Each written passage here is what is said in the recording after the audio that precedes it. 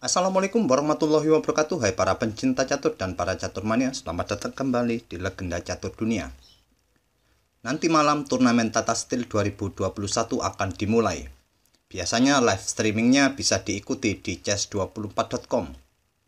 Tapi sambil menunggu Tata Steel turnamen kawan, saya akan berikan partai yang cukup menarik dari Bobby Fischer kali ini, di mana dia bermain di turnamen pentingnya untuk menuju tangga juara dunia.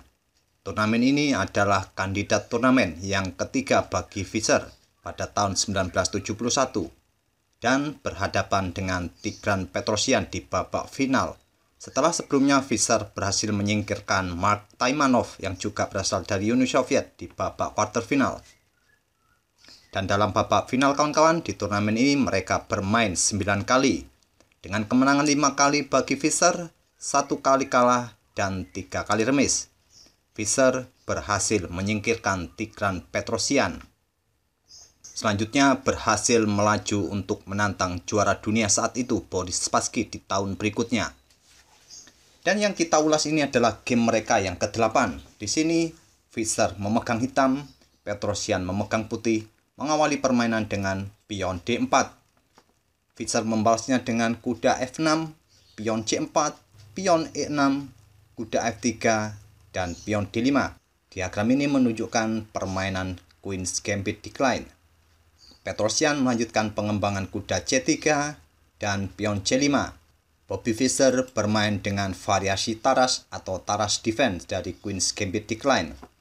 Pion E3 lanjut Petrosyan, kuda hitam C6, pion A3 mengontrol peta B4, dan kuda hitam lompat ke E4 menantang kuda putih.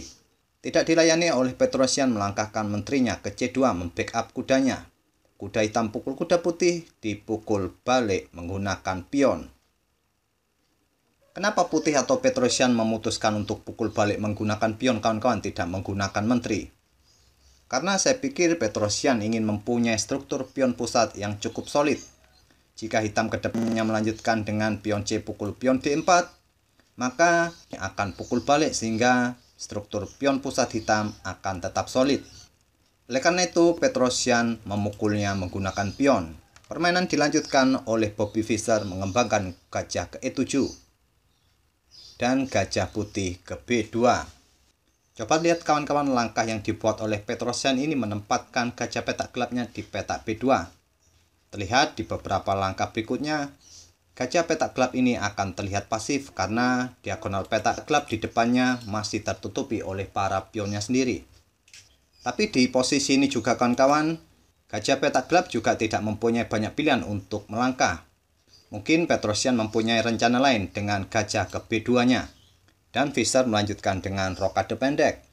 Petrosyan melanjutkan pengembangan gajah ke D3, mengincar pion H7, pion didorong ke depan, dan Petrosyan pun rokade pendek, dan Fischer melangkahkan kuda ke A5, memberikan tekanan pada pion C4. Petrosyan tidak melanjutkan pion C pukul pion D4 kawan-kawan, memilih melangkahkan kuda ke D2, sebuah langkah yang defensif untuk mempertahankan pion C4-nya.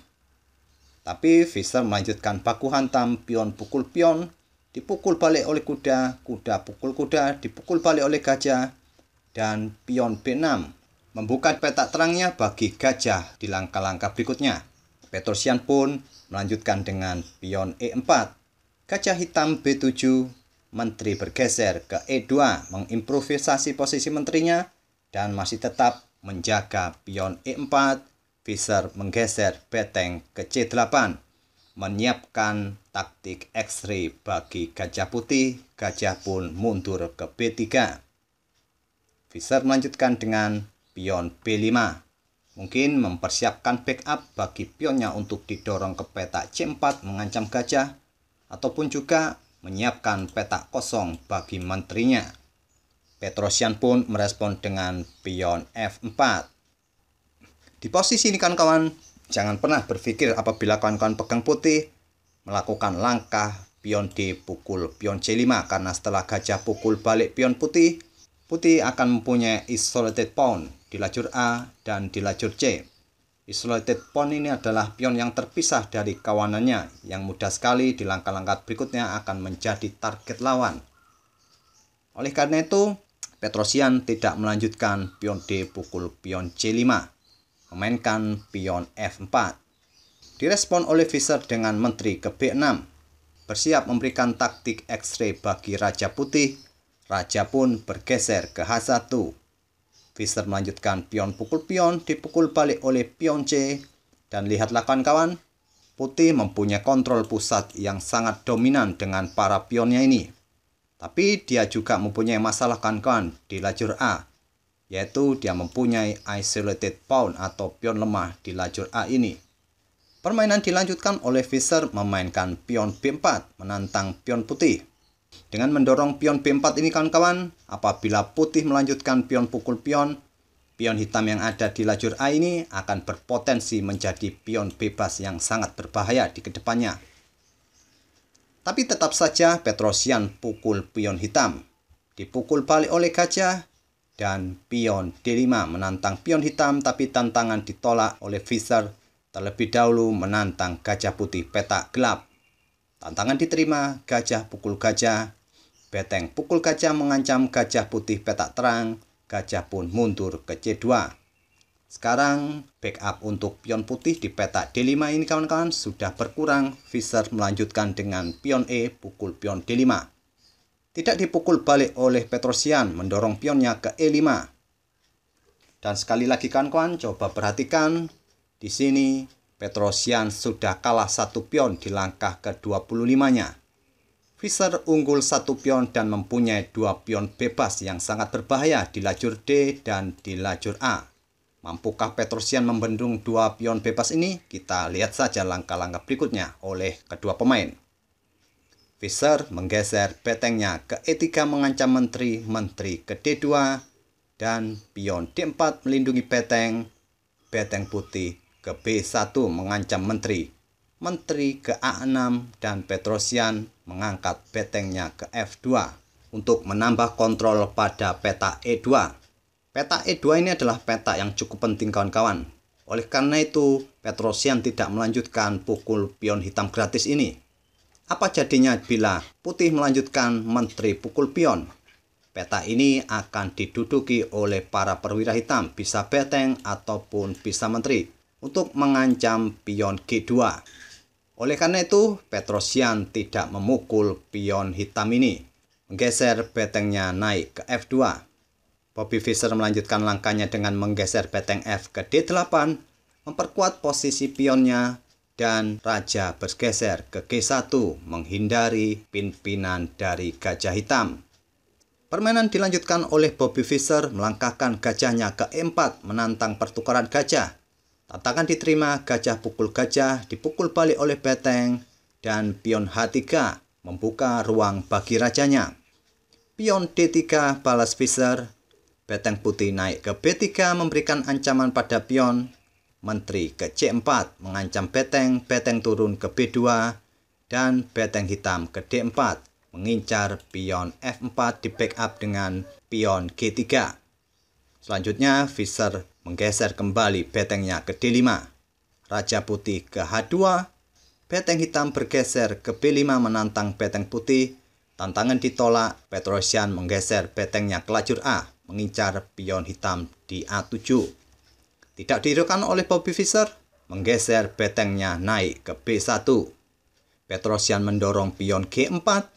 Beteng hitam ke E2 menantang pertukaran beteng. Tantangan diterima, beteng pukul beteng, pion pukul beteng, dan menteri pukul pion menantang pertukaran menteri.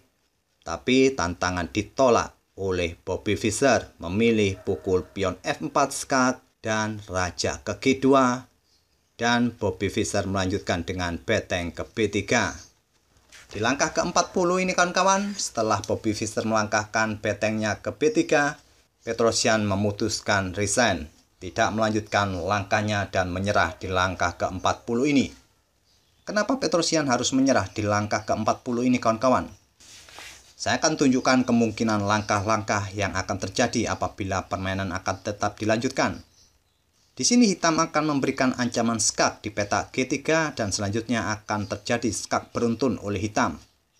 Di posisi ini kawan-kawan, langkah yang mungkin akan terjadi adalah Menteri Putih bisa ke peta F2 untuk menantang pertukaran menteri atau Menteri ke E1 untuk tetap mengkontrol peta G3. Tapi pastinya hitam akan menggeser beteng ke E3 mengancam menteri ke F2 menantang pertukaran menteri. Tapi hitam akan menggeser menterinya ke E4 skak. Jika Raja Putih bergeser ke H2, hitam akan pukul pion E5 skak dan akan diikuti skak-skak berikutnya. Jika Raja bergeser ke G1, beteng akan ke E1 skak, Raja kembali ke E2. Di sini, Menteri Hitam tidak perlu pukul pion E5, tapi menggeser betengnya ke H1 skak. Raja ke G3, Menteri ke D3 skak. Bila Raja ke F4, pion G5 skak mat. Bila Raja ke H4, pion G5 skak, Raja ke H5 dan Menteri ke G6 skak mat. Dan bila pada posisi seperti ini, skak ditutup dengan Menteri di F3, Putih akan melanjutkan beteng pukul pion H3 skak, Raja pukul beteng, Menteri pukul Menteri skak. Dan sampai di sini saya rasa tidak perlu saya lanjutkan lagi sampai bidak-bidak Putih habis. Jika Putih masih tetap ngeyel melanjutkan permainannya dalam posisi seperti ini, cukup ditinggal ngopi saja kawan-kawan. Dan itulah kawan-kawan permainan kedua pemain antara Bobby Fischer dan Tigran Petrosyan di babak ke-8 final kandidat turnamen tahun 1971. Sekali lagi, mereka bermain 9 kali, 5 kali kemenangan untuk Fischer, 1 kali kalah dan 3 kali remis. Yang membuat Fischer lolos untuk menantang juara dunia saat itu Boris Spassky di tahun berikutnya. Dan itulah kawan-kawan saya rasa untuk video kali ini. Semoga video ini menghibur kawan-kawan semua. Sampai bertemu di video-video berikutnya. Wassalamualaikum warahmatullahi wabarakatuh.